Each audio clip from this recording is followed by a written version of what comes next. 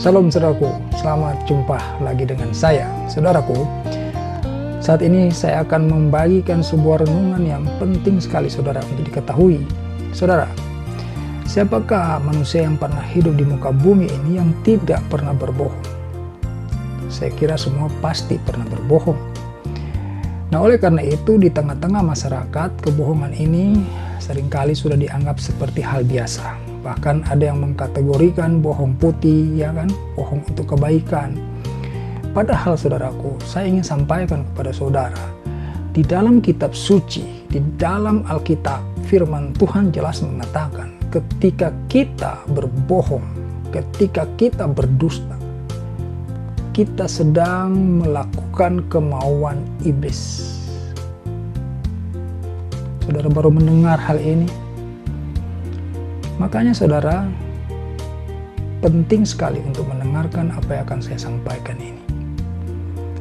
Di dalam Yohanes 8 ayat 44, di sana disampaikan dengan jelas bahwa iblis adalah pendusta dan bapa segala dusta. Iblis adalah pendusta dan bapa segala dusta. Selengkapnya saya bacakan untuk saudara. Yohanes 8 ayat 44.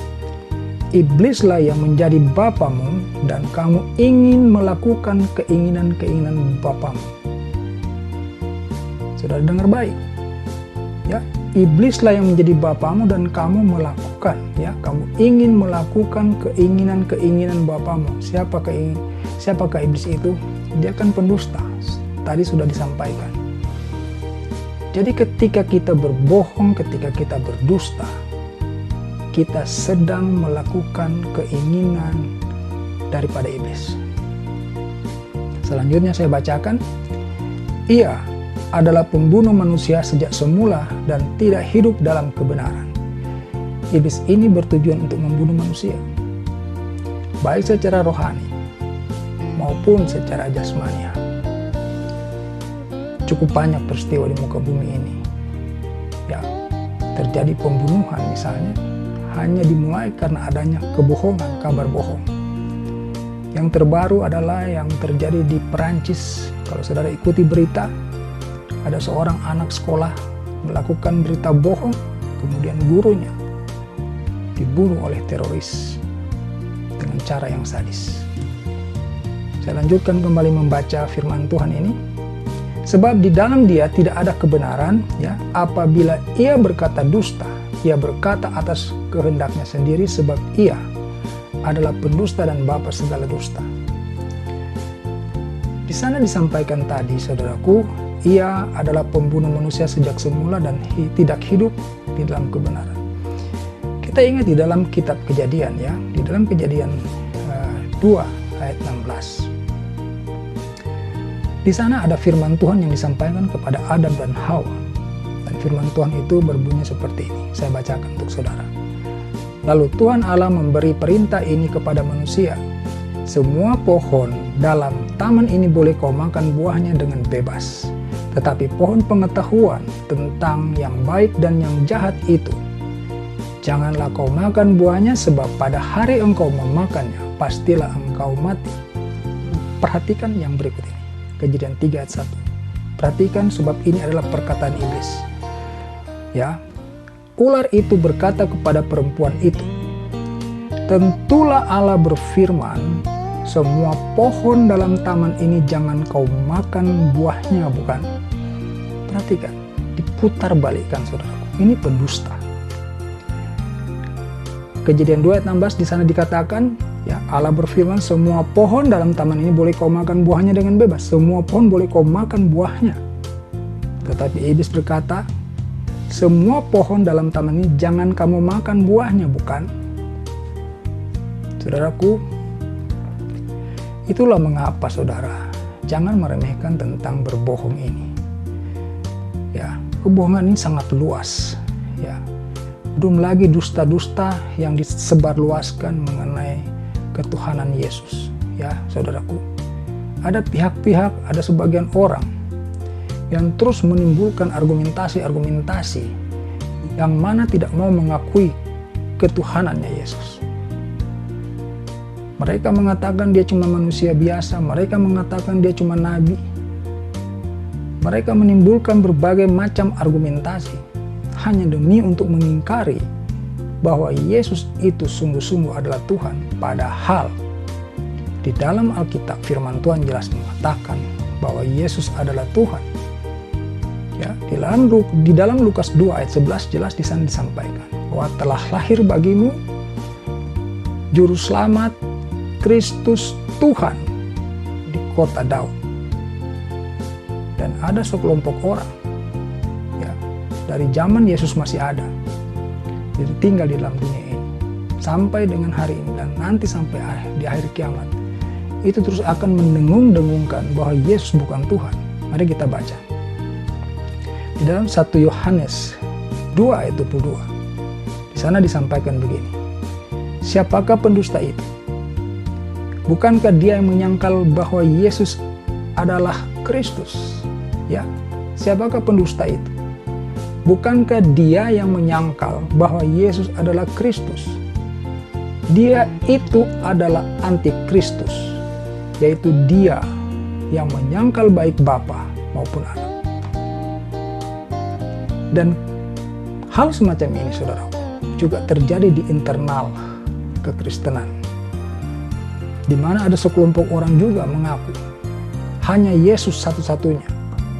Tidak ada Bapa, tidak ada Anak, tetapi Bapa adalah Yesus, Roh Kudus adalah Yesus, firman Tuhan adalah Yesus. Mereka tidak mengakui Bapa. Ya. Dan firman Tuhan yang barusan saya baca tadi jelas mengatakan yaitu dia yang menyangkal baik Bapa maupun Anak. Siapa Anak ini? Yesus. Dari mana Yesus? Firman Tuhan. Penyesatan memang akan dilakukan dengan cara-cara yang sangat licik dan sangat halus. Itulah sebabnya firman Tuhan mengingatkan kepada umat percaya Yesus, ya, umat yang percaya kepada Tuhan Yesus diingatkan bahwa iblis menyamar sebagai malaikat terang. Kalau menyamar sebagai malaikat terang, maka tentu perlu ada kepakaan roh di dalam diri kita supaya kita mampu untuk membedakan mana yang benar, mana yang kebenaran, dan mana yang penyesatan. 1 Yohanes 2 ayat 4 di sana disampaikan begini. Barang siapa berkata, aku mengenal dia, tetapi ia tidak menuruti perintahnya, ia adalah seorang pendusta, dan di dalamnya tidak ada kebenaran. Saudaraku, berkata kepada siapapun, bahkan kepada diri sendiri, bahwa saya mengenal Yesus Kristus, tetapi engkau tidak melakukan perintah-perintah firman Tuhan, engkau pun pendusta. Karena tadi sudah saya bacakan juga ada firman Tuhan yang lain mengatakan, ya, ketika kita tidak mengakui Yesus Kristus sebagai Tuhan, itu pun kita adalah pendusta. Ya, siapakah pendusta itu? Bukankah dia yang menyangkal bahwa Yesus adalah Tuhan, adalah Kristus? Orang yang mengaku dirinya percaya kepada Yesus Kristus, dialah orang yang melakukan perintah-perintah firman Tuhan.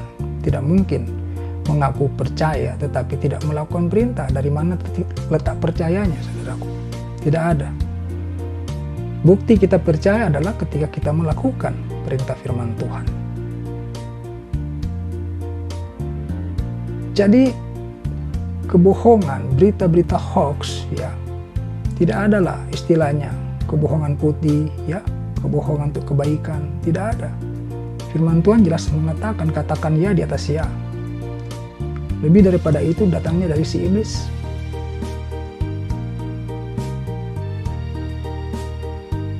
Jadi poin yang ingin saya sampaikan kali ini adalah bahwa jangan kita meremehkan mengenai kebohongan ini dalam hal apapun, terutama orang-orang, ya, yang terus saja mengemukakan argumentasi-argumentasi untuk menyangkal ketuhanannya Yesus. Ini sangat harus kita hati-hati. Mereka sedang membawa diri mereka ke dalam api neraka. Dan kalau bisa, mereka akan mengajak serta sebanyak-banyaknya orang untuk turut dengan mereka. Sebab jelas dikatakan di dalam firman Tuhan, barang siapa menolak Yesus, dia pasti akan dilemparkan ke dalam api neraka. Saudaraku, kiranya renungan ini menjadi poin penting untuk terus diingat saudaraku. Jangan sampai kita kehilangan keselamatan oleh hal yang satu ini. Sebab ketika kita berbohong, ketika kita berdusta, kita sedang menuruti kemauan iblis. Ya, tadi sudah saya bacakan Yohanes 8 ayat 44. Ya, iblislah yang menjadi bapamu dan kamu ingin melakukan keinginan-keinginan bapamu. Apa keinginan bapak? Dalam hal ini iblis itu. Keinginan dia adalah segala kedustaan, segala kebohongan. Kiranya saudaraku, apa yang saya sampaikan ini, yang saya sampaikan dari hati nurani saya, sesuai dengan apa yang Tuhan taruh di dalam hati saya, betul-betul menjadi perhatian. Terutama sekali lagi saya ingatkan, terhadap pihak-pihak, orang-orang yang mengingkari Yesus, yang terus menggembar-gemborkan argumentasi, mengingkari bahwa Yesus bukan Tuhan. Ini orang-orang seperti ini harus kita waspadai, kita jauhi. Sebab mereka sedang berjalan menuju kepada kebinasaan, dan mereka ingin mengajak sebanyak-banyaknya orang untuk turut serta dengan mereka. Terima kasih saudara sudah turut mendengarkan pesan ini. Kiranya Tuhan Yesus memberkati hidup saudara. Haleluya.